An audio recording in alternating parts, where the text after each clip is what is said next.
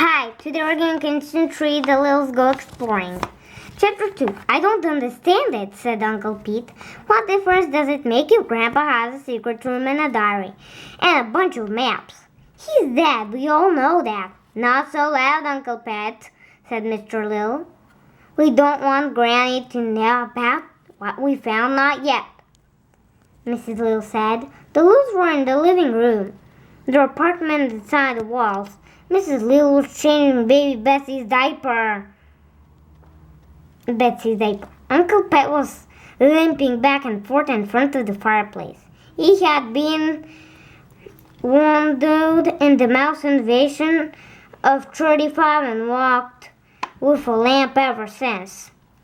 Uncle Nick, who used to be a soldier in the mouse force barrage, was looking over the papers Tom and Lucy had found. Very interesting, he said. Interesting, sure, Uncle Pete said. All that stuff can go into the little family history book.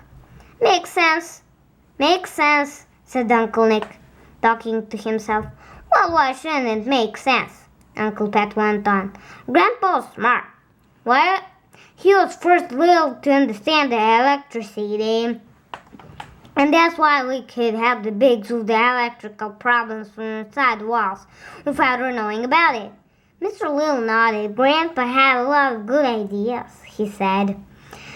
Yet he was strange in a way, said Uncle Pete. He liked to be alone a lot. Now he found out he's in a secret room. But that doesn't mean any of these papers we found can tell us anything about why he disappeared. Maybe he ran away, Lucy said. Lucy, said Mrs. Little, what an idea. Look at these papers, Will said Uncle Nick. I think I have found some clues that might help us find out what happened to the old man. Who's my foot, Uncle Pete? He stomped over to his favorite chair and sat down hard. We looked everywhere after Grandpa disappeared. That's all it took, probably. Hidden by a dog or something. We'll never know, said Lucy. Mrs. Little put her arm around Lucy. Please, Uncle Pete, don't say such things, he said. Mr. Little read the papers. Let's see, he said in his part of the diary. In this part of the diary, he tells about a trip he made when he was a boy. He went on.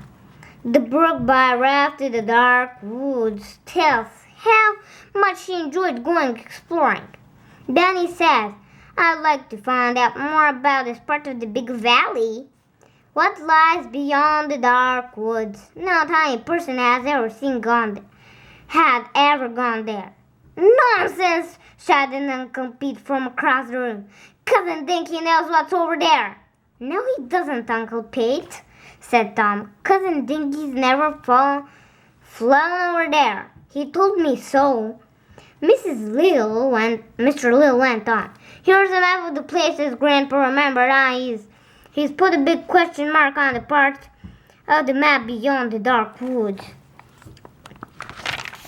Now look at this, said Uncle Pete.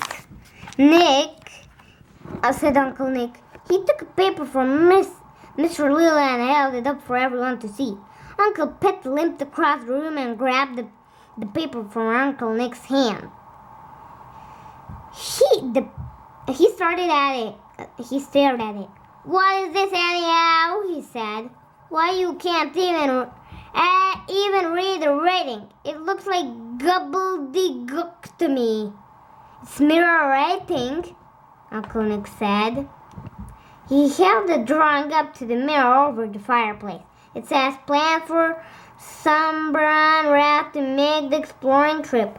Wow, Tom said. A Sunburn Raft. It's terrific.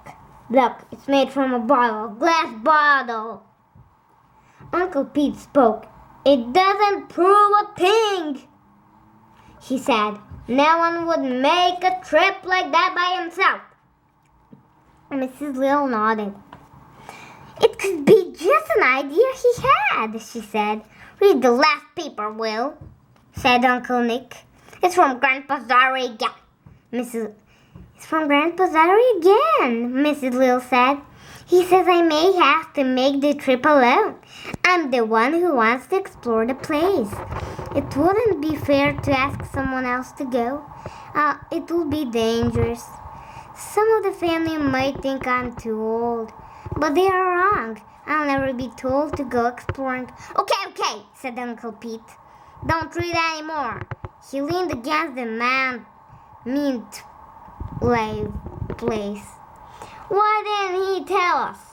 We could have helped him.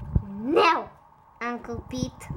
You know we would have tried to talk him out of it, said Mrs. Little. If only he had told us, Uncle Pete said. He took out his handkerchief and wiped a tear from his eye. He could have gone with him. I could have gone with him. Bye.